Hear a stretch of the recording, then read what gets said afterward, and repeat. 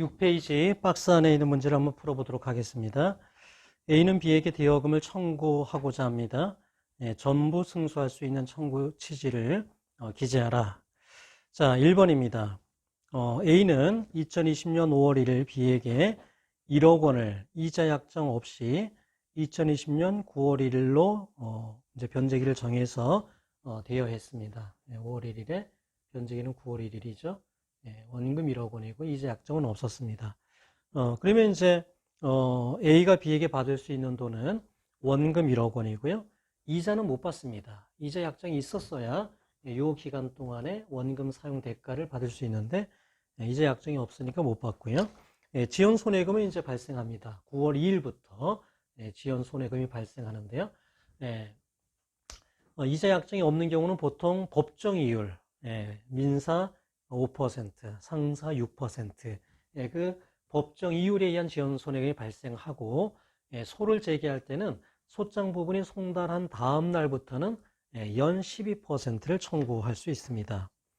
따라서 이 경우에 이제 A는 B에게 피고는 1억 원 및 이에 대한 2020년 9월 2일부터 소장 부분 송달일까지는 연 5%, 그 다음 날부터 다 갚는 날까지는 연 12% 비율에 의한 금원을 지급하라. 그렇게 청구해 주면 되겠죠.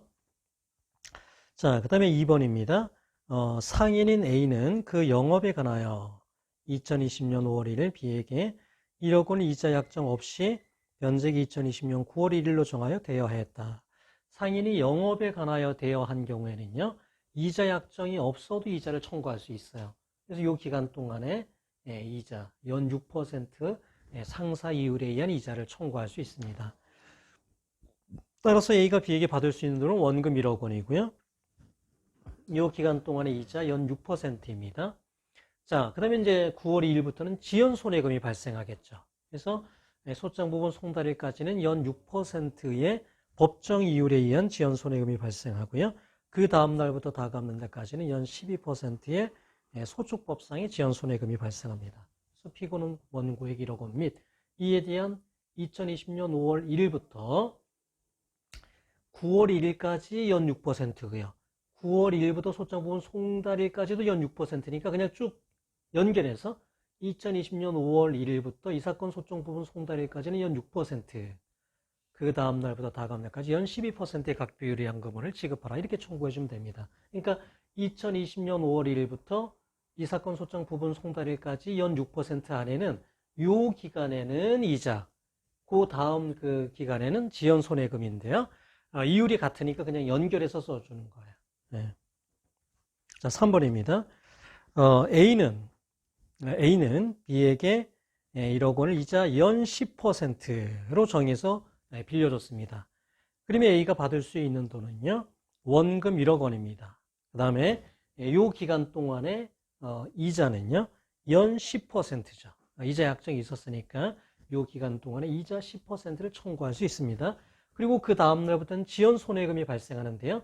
2020년 9월 2일부터 소장 부분 송달일까지는 연 10%의 지연 손해금이 발생합니다. 그러니까 약정 이율이 있는 경우에는요, 지연 손해금도 그 약정 이율에 의하는 게 원칙입니다.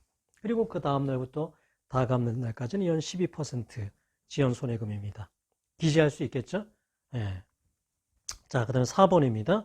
자, A는 B에게 1억 원을 이자 연 3%, 법정 이율보다 더 낮은 이자 약정을 한 경우에는 어떻게 되겠는가 이겁니다. 자, 이 경우에 이제 A는 B에게 원금 1억 원을 받을 수 있고요. 이자는 이 기간 동안에는 약정 이율인 연 3%를 받을 수 있습니다.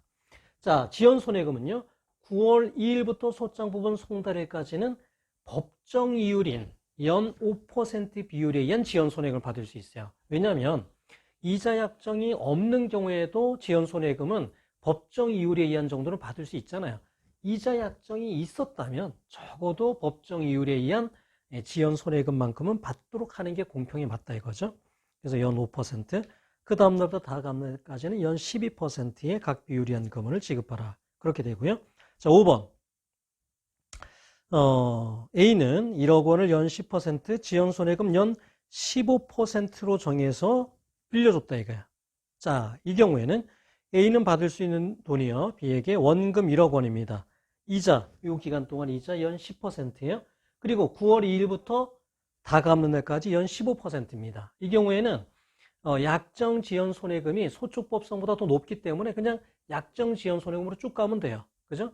그러니까 소축법상의 지연 손해금은요, 그거보다 더 낮을 때, 법정 이율에 의한 지연 손해금이든 아니면 약정 지연 손해금률이 연 12%보다 낮을 때 소축법상의 12%에 의하는 것이지, 지연 손해금 약정이 연 12%보다 높다고 하면 계속 그걸로 가주면 되겠습니다. 그래서 요 이자는 요 기간 동안에 연 10%, 지연 손해금은 쭉 15%. 자, 6번요. A는 1억 원을 이자 및 지연 손해금을 각 3%로 약정해서 빌려줬다. 이러면 원금 1억 원, 그리고 요 기간 동안에 연 3%죠. 지연 손해금은요, 9월 2일부터 소장부분 송달일까지는 연 3%입니다. 이 경우에는 약정을 그렇게 했기 때문에요. 지연 손해금을 연 3%로 약정을 했기 때문에 이 경우는 법정 이율에 의하지 않고 당사자 자치, 사적 자치가 우선해서요. 그냥 연 3%에 의합니다. 다만 소축법상의 지연 손해금은요. 청구할 수 있어요. 연 12%입니다. 자, 7번. 상인인 A는 영업에 관하여 비액이 1억 원을 이자 연 3%로 정해서 빌려줬다. 그러면 A가 받을 수 있는 돈은요. 원금 1억 원. 그 다음에 요 기간 동안의 이자는요. 연 3%입니다. 왜? 그렇게 약정했으니까요. 이자 약정을 안 했으면 상인이 영업에 관하여 빌려준 거니까 사실 법정 이율에 의한 이자를 청구할 수 있었겠죠. 그러나 이자 약정이 따로 있었기 때문에 연 3% 이하입니다. 그 다음에 지연 손해금은요. 9월 1일부터 소장보험 송달까지는 연 6%가 되겠죠. 약정 이율이 법정 이율보다 낮으니까요. 지연 손해금은 법정 이율에 의합니다. 그리고 소축법상의 지연 손해금을 청구해 주면 돼요.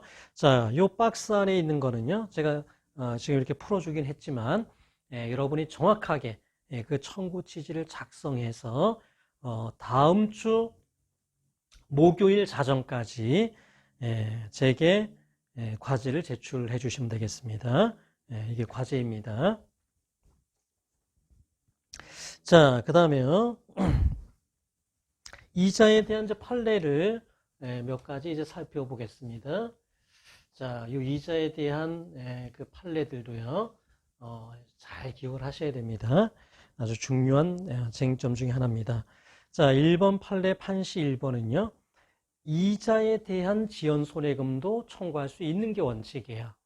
그러니까 원금이 변제기가 지나면 지연 손해금이 발생하듯이 이자도 어떤 약정한 날이 지나면 지연 손해금을 청구할 수 있습니다. 사실은 지연 손해금에 대한 지연 손해금도 청구할 수 있어요. 법리적으로는요. 그러나 여러분이 이제 변호사 시험을 볼 때는 원금에 대해서만 지연 손해금을 청구해 주면 되겠습니다. 이자 지연 손해금에 대해서 지연 손해금은 법리적으로는 청구할 수 있지만 실무상 그런 예가 별로 없고요. 그리고 여러분 변호사 시험에는 그거에 대해서는 청구하지 이제 않는 것으로 그렇게 주어집니다. 그러니까 여러분은 법적으로는 가능하다. 그러나 여러분 시험에는 이자에 대한 지연 손해금은 청구하지 않는다. 그렇게 기억하시면 되겠고요. 판시 2번에 보면은 이자 채권 있잖아요. 이자 채권. 이자 채권은 소멸시효가 단기 소멸시효가 적용될 수 있어요. 무조건 되는 건 아니고 만약에 매월 얼마 몇 퍼센트 지급하기로 했다. 이렇게 1년 이내에 정기적으로 지급하기로 했다. 그런 경우는 3년에 소멸시효가 적용되는 겁니다. 근데 이게 이제 어떤 1년 이내에 정기 지급되는 채권을 의미하는 거예요. 변제기가 1년 이내다 이거야. 그러니까 돈을 빌려주면서 변제기를 1년 이내로 했다고 해가지고 여기에 해당하는 건 아닙니다. 1년 이내 정기적으로 지급되는 채권의 경우에 단기 소멸시효가 적용이 된다. 그래서 여러분이 기록을 볼 때 이자 채권을 월 몇 퍼센트로 해서 이제 매월 말에 지급하기로 했다. 이런 경우는 단기 소멸시효가 적용될 수 있는 거고요. 그 이자를 변제기에 함께 이자를까지 같이 계산해서 변제기 같이 지급하기로 했다. 그런 경우는 단기 소멸시효가 적용되지 않고 원금의 그 시효 기간을 따라가게 된다. 그렇게 기억하시면 되겠습니다. 자, 그 다음에 이제 2번 그 판례는요. 이제 사례가 이제 이렇습니다. A가 이제 B에게 이제 8천만 원을 이제 빌려주는데 월 1.5%를 이제 매월 말에 지급하기로 그러니까 단기 소멸시효가 적용되는 거예요. 그죠? 1년 이내에 정기적으로 지급하는 이자 약정이 있었거든요. 그러니까 이거는 이자 채권이 단기 소멸시효가 적용이 됩니다. 근데 여기 이제 상인이었기 때문에 이 원금 채권은 상사 채권, 그러니까 5년의 소멸시효 기간이 적용되는 그런 채권이었어요. 그래서 이제 95년 6월 20일에 이제 빌려줬는데, 변제기는 2002년 6월 이제 20일입니다. 자, 그런데, 이제 B가, 계속 이제 돈을 하나도 지급을 안 하다가, 2007년 3월 27일에 2,500만 원을 이제 변제했습니다. 2,500만 원을 이제 변제했어요. 자, 근데 2007년 3월 27일, 요때가 이제 어떤 상황이었는지를 잘 보셔야 되는데요. 자, 원금에 대한 소멸시효는 언제부터 진행되냐면 2002년 6월 21일부터 진행이 되죠. 8천만 원 원금에 대한 지원손해금은 그때부터 진행이 됩니다.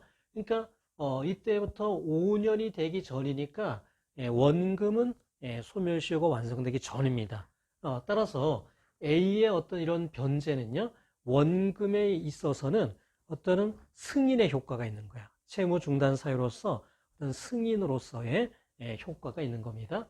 자, 그 다음에 이자를 보면은요, 자, 95년 6월에 이제 발생하고 첫 발생한 이자는요, 그 다음에 매달 발생을 했겠죠. 그 다음에 마지막 발생한 이제 이자는 2002년 이제 6월, 그때 이제 마지막 이자가 이제 발생했겠죠. 근데 그 마지막 발생한 이자도 이때부터 3년이 지난 시점에서 변제가 된 거니까요. 사실은 이자 채권은 다 시효가 완성된 시점이었어요. 이때는요. 그죠? 가장 먼저 발생한 이자 채권이 뭐 당연히 시효 소멸됐겠고, 마지막 발생한 이자 채권도 이미 시효가 완성된 거니까 이자 채권이 이미 시효가 다 완성된 상태였다. 그런데 요 2,500만 원을 변제를 한 거는 시효 이익을 포기한 거다. 이자 채권에 있어서는요, 시효 이익을 포기하고 변제한 것으로 보게 됩니다. 그 다음에 이제 지연 손해금은 2002년 6월 21일부터 발생했을 텐데요. 그 지연 손해금은 이제 원금 채권을 따라가거든요. 시효 기간을. 그러니까 2002년 6월 21일 발생한 지연 손해금도 아직 5년이 되기 전이니까 지연 손해금은 하나도 소멸시효가 완성되지 않은 상태죠. 그래서 요때를 기준으로 봤을 때는 원금과 지연 손해금은 시효가 완성되지 않았으니까 요때 일부 변제 효과는 채무 승인이다. 원금과 지연 손해금에 대해서는 채무 승인에 의한 시효 중단이 된 거고요. 그 다음에 이자 채권에 대해서는 이미 시효가 다 완성됐는데 일부 변제에 의해서 시효 이익이 포기가 된 거다 이게. 그러면 요 2,500만 원은 원금, 이자, 지연, 손해금 중에 어디에 충당되느냐? 비용이자 원금 순서로 충당이 되도록 되어 있어요. 우리 민법에는요. 그러니까 비용이자 원금, 비용이자, 여기 이제 이자나 지연, 손해금에 먼저 충당이 된다. 이게 원금보다요.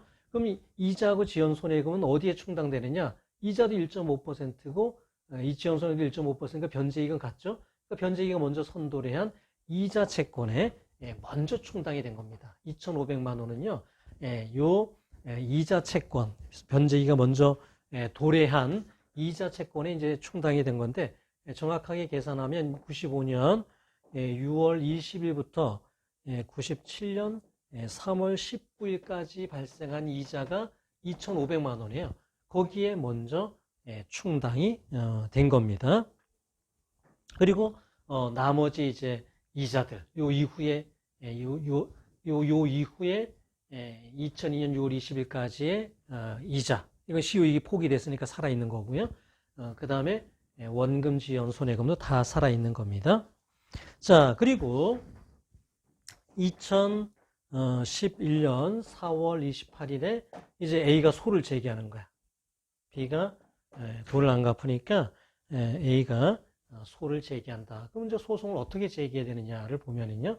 자, 일부 변제한 이때부터 2007년 3월 27일 변제했으니까 2007년 3월 28일부터 다 시효가 다시 진행이 되겠죠. 원금도 그렇고요. 또 살아남은 이제 이자도 그렇고요. 그 다음에 지연 손해금도 그렇고 다시 시효가 쭉 진행이 될 텐데 요 시점에서는요. 요 시점에서는 어떻게 되냐?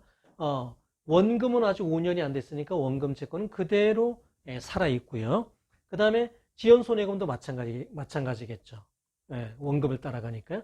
근데 이자 채권은 요때 일부 충당되고 97년 3월 20일부터 2002년 6월 20일까지 이자는 살아남았었는데 그 살아남았던 이자가 시효가 진행이 돼가지고 3년이 지난 시점에 다 시효 소멸이 돼버린 겁니다.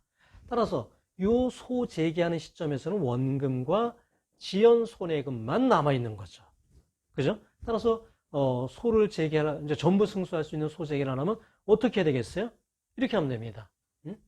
피고는 원고에게 8천만 원 및 이에 대한 2002년 6월 21일부터 월 1.5%의 비율에 의한 지연 손해금을 지급하라. 그렇게 청구해 주면 되겠죠. 이해되시나요? 그러니까 원금과 지연 손해금은 그대로 다 살아 있으니까요. 생각해 보세요. 원금 8천만 원이죠. 지연 손해금 뭡니까? 2002년 6월 21일부터 다 갚는 날까지. 월 1.5% 비율에 의한 지연 손해금이죠. 월 1.5%면은 그 소축법상의 12%보다도 더 높잖아요. 그러니까 그냥 저거에 의해서 쭉 청구해 주면 되겠죠. 자, 그 다음에 이제 3번인데요.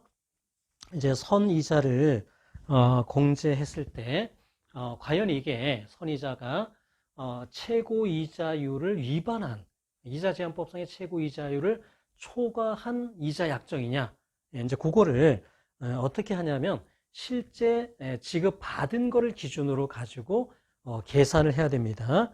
자, 그래서 요거는 이제 법리적으로는 여러분이 이해는 하는데 막상 계산은 이제 굉장히 어려워합니다. 그래서 그거에 대한 이제 그 박스에 있는 문제를 한번 좀 풀어볼 건데요. 이게 실제 제가 인하대학교 중간 시험에 이제 이거를 냈던 출제했던 이제 문제였습니다. 그때 수강생이 많았었는데 단 한 명도 정답을 못 맞췄던 유일한 문제입니다. 제가 인하대 로스쿨에서 강의를 뭐 많이 했어요. 꽤 오랫동안 했는데 전원이 오답을 낸 유일한 문제가 바로 이 문제입니다. 그래서 일단은 제가 강의를 해보면 이게 로스쿨생들은 계산 문제를 굉장히 어려워한다. 유독. 뭐 어찌 보면은 대단한 수학 문제도 아니고 이제 산수 문제인데 그런데도 이제 일단 계산 문제가 나오면은 이제 알아서 많이들 틀려요. 그런데 이렇게 선이자는 이제 특히 더 어려워하더라 이거. 약간의 이제 이해를 해야 되는 그런 법리가 있어서 그런지 아주 많이 틀리더라 이겁니다. 자, 그래서 요거를 좀 이 시간에 정확하게 한번 이해를 하면 좋겠어요. 자, 이건 한번 계산을 해보겠습니다. A가 이제 B에게 돈을 이제 두 번을 빌려주는데, 첫 번째는 이제 2018년 7월 1일에 빌려줍니다. 7월 21일이네요. 21일에 2019년 7월 21일 변제기로 해서 1억에 이제 월 1% 약정을 하고 빌려주는데 선이자를 이제 1,200만 원을 공제하고 800만 원을 지급을 했다 이거야. 자, 이렇게 선이자를 공제하고 지급을 하잖아요. 그러면 항상 이게 이자제한법 위반인지 아닌지를 먼저 검토를 해야 됩니다. 이자제한법을 위반을 하면은요, 원금에 충당을 해줘야 돼요. 근데 이자제한법 위반이 안 되면 이거는 이제 그냥 유효한 선이자 약정이 되는 거예요. 자, 그러면 실제 받은 금액을 가지고 계산해 주거든요. 그래서 8,800만 원을 실제 이제 채무자가 수령을 했으니까 요거에 기해 가지고 선이자를 최고 이자율인 24%잖아요. 현재 1년에 24%고 딱 이거는 1년 기간이니까 1년 기간 이렇게 계산을 해보면 이게 2,112만 원입니다. 이게 이자 제한법상의 최고 이율에 의해서 계산한 이자예요. 이거를 넘으면 안 돼요. 근데 지금 선이자로 공제한 건 그거보다 적은 1,200만 원을 공제했잖아요. 그러면 이거는 유효한 선이자 약정이 되는 거예요. 그래서 원금에 충당할 게 없습니다. 그러니까 그대로 A가 받을 수 있는, B에게 받을 수 있는 돈은 어떻게 되냐면 원금은요 1억 원입니다. 1억 원. 8,800만 원이 아니에요. 1억 원입니다. 원금은요. 그 다음에 이자는요. 이자는 선이자를 이미 받았잖아요. 1,200만 원 받았으니까 이거는 이자는 이미 받은 겁니다. 그럼 지연 손해금은 어떻게 돼요? 1억 원에 대한 2019년 7월 21일부터 지연 손해금이 발생하는 것이죠. 그래서 A는 B에게요 1억 원과 그거에 대한 2019년 7월 21일부터의 지연 손해금을 월 1% 비율에 의한 지연 손해금을 받을 수 있는 거예요. 이해되셨습니까? 자, 그 다음에 이제 두 번째 채권은 뭐냐면은 2018년 8월 21일에 2019년 8월 21일 변제기로 해서요 1억 원을 빌려주는 거예요. 월 2%로 약정을 했습니다. 자, 그리고 선이자로 2,400만 원을 공제했어요. 그리고 7,600만 원을 지급을 했습니다. 자, 그러면 이게 이자 제한법상의 최고 이자율을 초과한 이자 제한법을 위반한 선이자 약정이냐? 그걸 계산해 줘야 돼요. 그럼 7,600만 원을 가지고요. 24% 그다음에 딱 1년이니까요. 요거를 계산해 봅니다. 그러면은 이게 1,824만 원이 돼요. 자, 이거가 최고 이자율에 의해서 받을 수 있는 최고 많은 이자예요. 근데 지금 2,400만 원을 공제한 거는 그것보다 더 받았다는 거거든요. 이자를요. 그러니까 이거는 이자 제한법을 위반한 거예요. 그래서 초과해서 받은 거, 그러니까 2,400만 원에서 요거를 빼줘야겠죠. 요거를 빼주면 그게 이제 576만 원이 되는데요. 요거는 원금에 충당돼야 되는 거야. 이자 제한법을 넘어서 받은 이자니까요. 그래서 원금이 어떻게 되냐면은 이제 A가 받을 수 있는 원금이 1억에서 576만 원을 뺀 겁니다. 576만 원을 뺀 94240000 이거를 받을 수 있는 거예요. 그리고 이거에 대한 이자로서 이자님이 선이자를 받았으니까 받을 수 없고요. 지연 손해금은 2019년 8월 21일부터 월 2% 이렇게 발생한다 이겁니다. 이게 이제 A가 B로부터 받을 수 있는 돈이 이런 거예요. 1차 대여금에 대해서는 이렇게 받을 수 있고 2차 대여금에 대해서 이렇게 받을 수 있습니다. 자, 그런데 2019년 8월 20일에 7,600만 원을 이제 변제했습니다. 요 B가 요 7,600만 원을 변제했어요. 그러면 2019년 8월 20일에 어떻게 되냐면 요 1차 대여금은요. 원금이 1억 원이죠.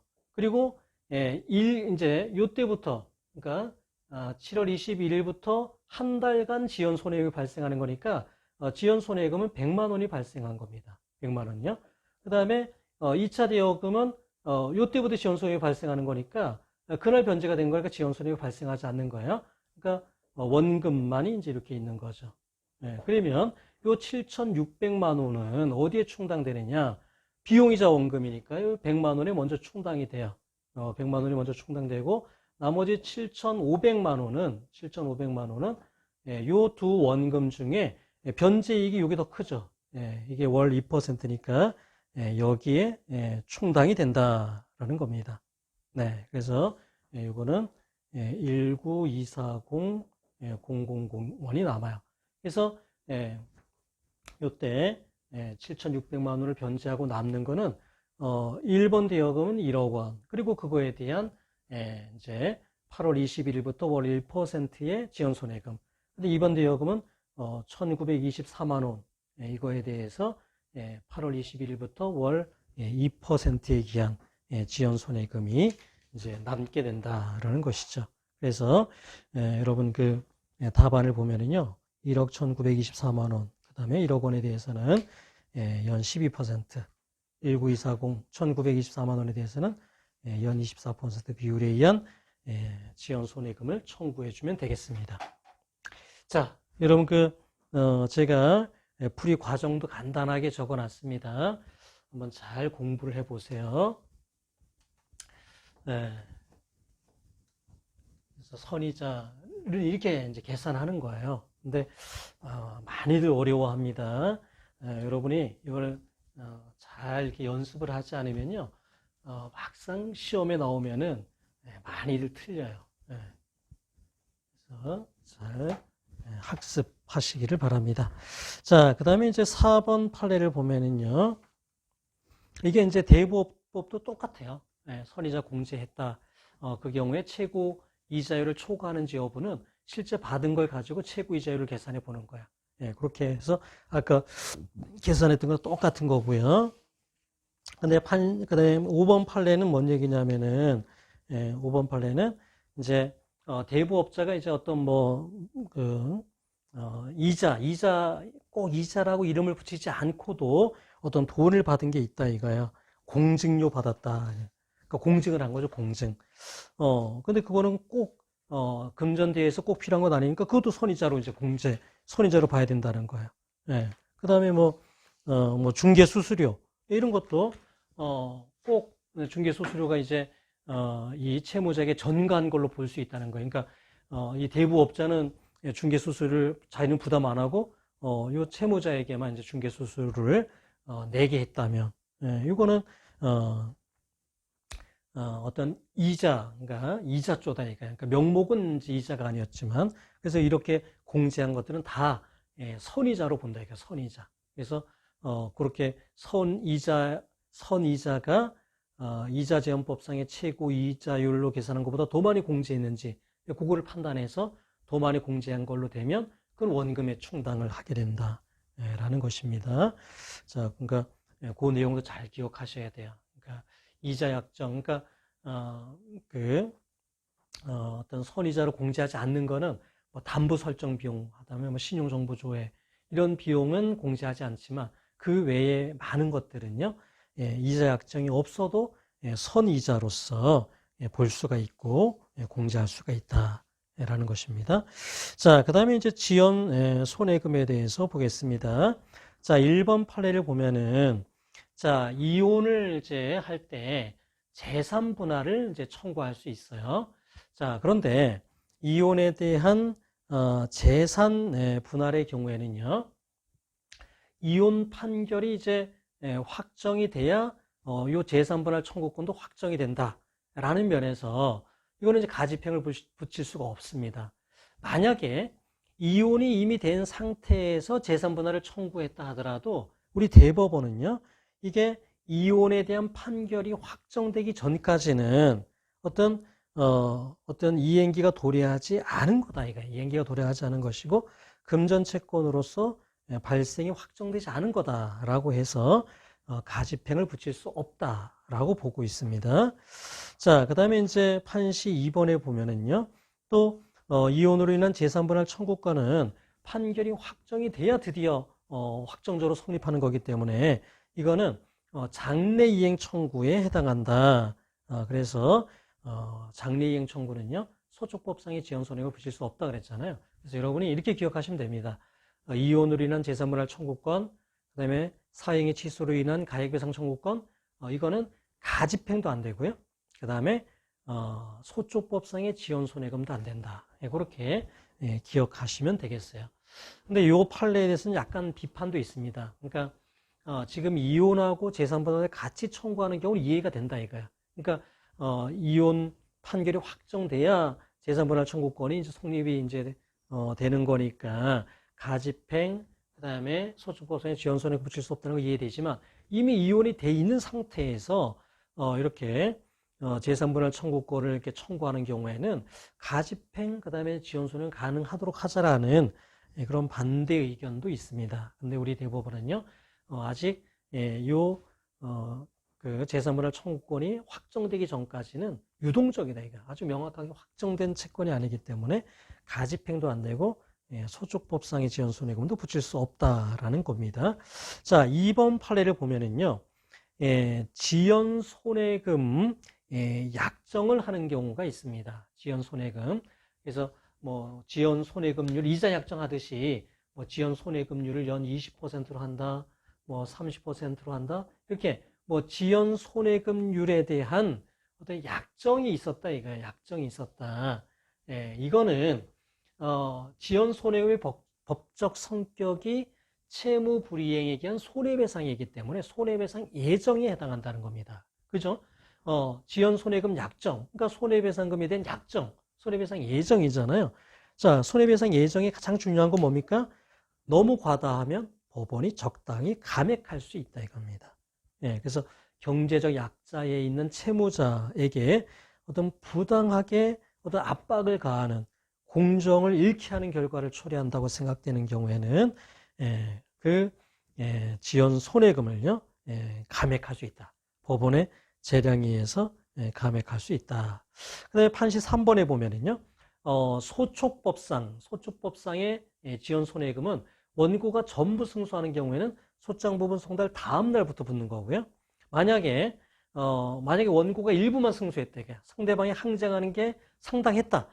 그러면은 그 소축법상의 지연 손해금이 좀 뒤로 갑니다. 그래서 판결이 선고되면 그때부터 12%가 된다. 근데 판결이 선고가 되면 무조건 이제 그때부터는 소축법상의 지연 손해금은 붙여줘야지 된다. 라는 것입니다. 자, 그 다음에 이제 3번 판례는요, 뭐 이런 겁니다.